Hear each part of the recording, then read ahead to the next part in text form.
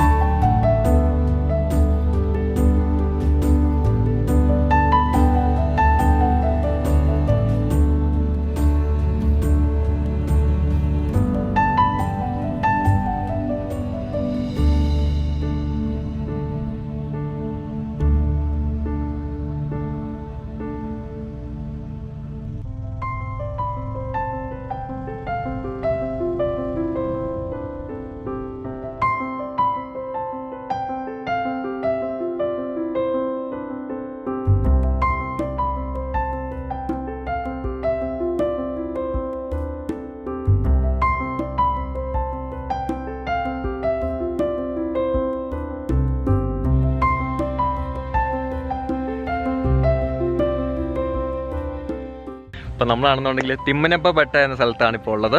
ഇപ്പോൾ ഇവിടെ വന്നു കഴിഞ്ഞാൽ വണ്ടിക്കാണെങ്കിൽ പാർക്കിംഗ് ഫീസ് ഉണ്ട്, ബൈക്കിനാണെന്നുണ്ടെങ്കിൽ 20 രൂപ പാർക്കിംഗ് ഫീസ് വരുന്നുണ്ട്. ഇവിടെ ഒരു അമ്പലം ഉണ്ട് കേട്ടോ. നമ്മൾ വന്നിരിക്കുന്നത് വൈകുന്നേരമാണ്, അതുകൊണ്ട് അമ്പലം ക്ലോസ് ചെയ്തിരിക്കുകയാണ്. ഇപ്പോൾ നമ്മൾ പാർക്കിംഗ് ചെയ്ത സ്ഥലത്തു നിന്ന് കുറച്ച് മുന്നിലായിട്ട് ഉള്ളൊരു വ്യൂ ആണ് കണ്ടോ. ഇപ്പോൾ ഇവിടെ നോക്കിക്കഴിഞ്ഞാൽ താഴത്തെ ഗ്രാമത്തിന് നല്ലൊരു കാഴ്ചകൾ കാണാൻ പറ്റും. അപ്പോൾ നമ്മൾ അതിൻ്റെ താഴത്തു നിന്നാണ് നമ്മൾ കയറി ഈ മലയുടെ മുകളിലോട്ട് കയറി വന്നത്. അപ്പം നമുക്ക് പോകേണ്ടത് ആ കാണുന്ന ഒരു ചെറിയൊരു മണ്ഡപം പോലൊരു ഏരിയ കണ്ടോ. അപ്പോൾ നമുക്ക് അവിടെയാണ് പോകേണ്ടത് കേട്ടോ. അപ്പോൾ അവിടെ നോക്കി കഴിഞ്ഞാൽ നല്ലൊരു വ്യൂ കാണാൻ പറ്റും നമുക്ക്.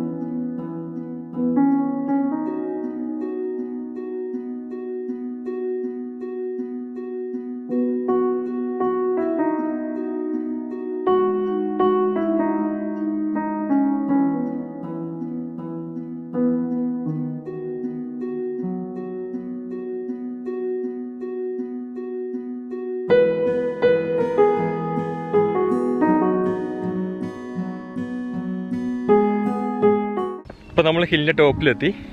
ഇവിടെ നോക്കുമ്പോൾ ഉള്ള കാഴ്ചയാണ്. നമ്മുടെ ഈ സൈഡിലാണെന്നുണ്ടെങ്കിൽ ഒരു കുന്ന് കാണാൻ പറ്റും. ആ കുന്നിൻ്റെ മുകളിലാണെങ്കിൽ നല്ല രീതിയിൽ ഇരിക്കുന്ന ഒരു കല്ല് കാണാം. പിന്നെ മെയിൻ ഹൈലൈറ്റ് ആണ് ഇത് കേട്ടോ, 2 പാറകൾ ഇങ്ങനെ പൊങ്ങി നിൽക്കുന്ന കേട്ടോ. അപ്പോൾ ഇതാണെങ്കിൽ ട്വിൻ റോക്സ് ആണ് പറയുന്നത്. നല്ല രസമല്ല കാണാനത്. ഇപ്പോഴാണെന്നുണ്ടെങ്കിൽ സമയം 5 മണിയാകാൻ പോവാണ്.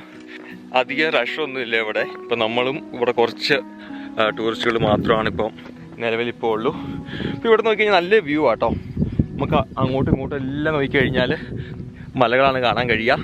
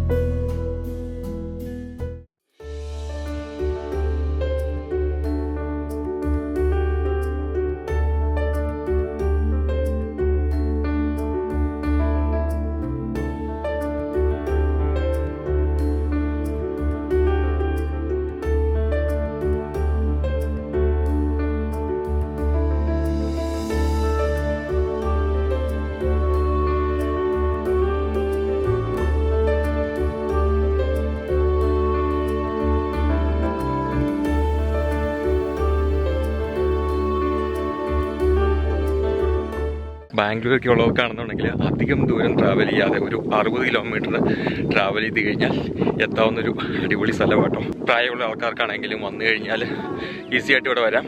അധികം നടക്കാനൊന്നുമില്ല. വണ്ടി പാർക്ക് ചെയ്ത് ആ ഏരിയ അവിടെ നിന്നൊരു മാക്സിമം ഒരു 100 മീറ്റർ ഉള്ളൂ ഈ മലയുടെ മുകളിലേക്ക് എത്താൻ വേണ്ടി. ഇപ്പോഴാണെങ്കിൽ ഇവിടെ ഇഷ്ടംപോലെ ഫാമിലീസും പ്രായമായ ആൾക്കാരൊക്കെ ആണെന്നുണ്ടെങ്കിൽ ഇവിടെ വന്നിട്ടുണ്ട്. ഇപ്പോഴാണെങ്കിൽ സൺസെറ്റ് കഴിഞ്ഞതേ ഉള്ളൂ. തണുത്ത കാറ്റൊക്കെ കൊണ്ട് നല്ലൊരു സൺസെറ്റ് നിങ്ങൾക്ക് ഇവിടെ എൻജോയ് ചെയ്യാൻ പറ്റും. എന്തായാലും നല്ല കിടിലൻ സ്ഥലമാട്ടോ. എനിക്ക് നല്ലപോലെ ഇഷ്ടപ്പെട്ടു.